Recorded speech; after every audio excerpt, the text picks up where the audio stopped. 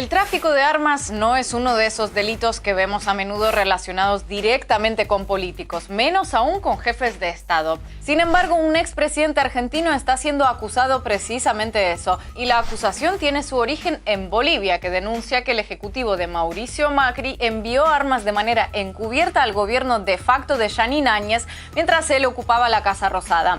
Aunque el proceso todavía está en investigación, el caso ya nos dice mucho sobre cómo se mueven las alianzas y rivalidades, no solo entre los gobiernos de esos países, sino a nivel regional. Ahí les va.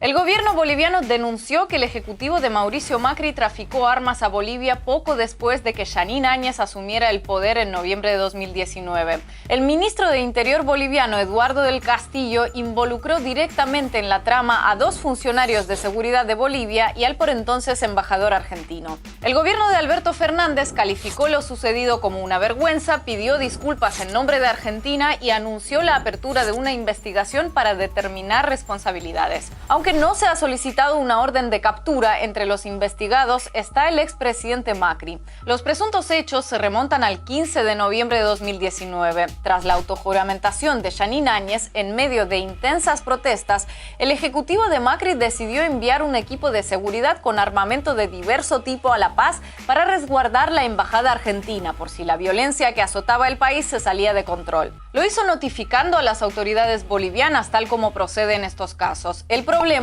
es que ni todo lo enviado se destinó al uso anunciado, ni se notificó todo lo enviado. Y es ahí donde arranca el lío jurídico y político, porque el Ministerio de Seguridad argentino habla de diferencias sugestivas entre el dicho y el hecho en torno a ese envío. Por ejemplo, entre los pertrechos supuestamente destinados para el grupo Alacrán de la Gendarmería Nacional Argentina, que resguardaría su embajada en Bolivia, se registraron sin novedad pistolas semiautomáticas, escopetas, carabinas automáticas, ametralladoras, fusiles, chalecos antibalas, visores nocturnos y miles de municiones de distintos calibres. Hasta ahí todo normal, digamos. Se dijo que se enviaba, se envió, las autoridades bolivianas tomaron nota y el cargamento siguió su curso, todo en orden.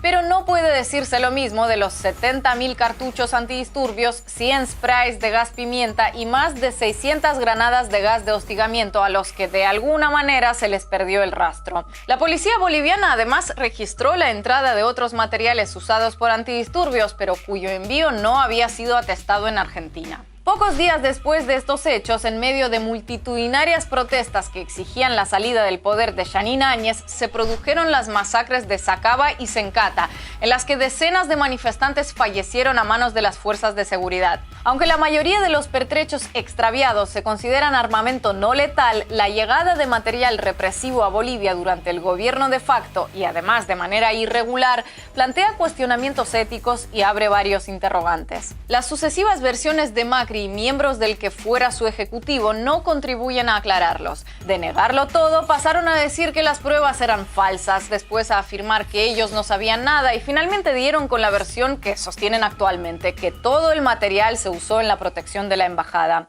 Tema Bolivia, Mauricio. ¿Usted formó parte, como dice el gobierno, del golpe de Estado a Evo Morales? Todo lo que está pasando es de vuelta otro papelón. La carta que dicen que firmó el brigadier dice que la carta no existe, que falsificaban la firma. El embajador nuestro en Bolivia dice que la carta esa nunca la vio. Y en el medio de toda esa situación era tal el caos que muy bien la ministra Burrich decidió mandar gendarmería para reforzar la embajada. Y para eso viajaron con elementos antidisturbios, no con armamento de guerra, como dicen y todas barbaridades.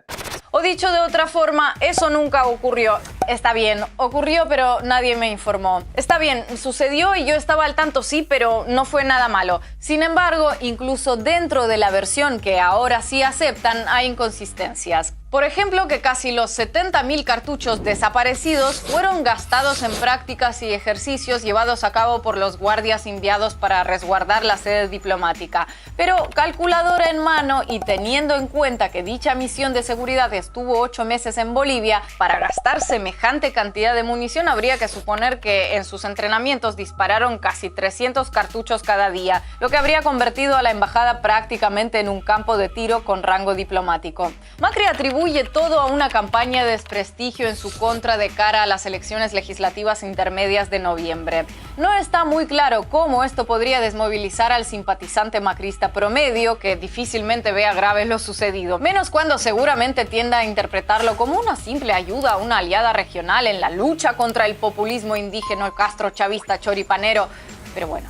Los grandes medios argentinos fueron más o menos en la misma línea, señalando que la denuncia era una estratagema del gobierno de Alberto Fernández para desviar la atención de la pandemia por un trafiquillo de armas sin importancia. Basta imaginar cuál habría sido su enfoque editorial si el emisor de los 70.000 cartuchos hubiera sido el actual gobierno y el receptor Cuba o Venezuela, para deducir que, aunque lo digan en serio, no creen en lo que dicen.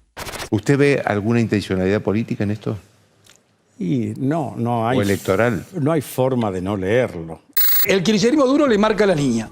La única respuesta que tiene es endurecer e inventar algo. Sí, pero Macri, algo sobre... Y como ya ese mecanismo cada vez está más roto porque la palabra se vuelve más irrelevante, ahora metimos en la política internacional.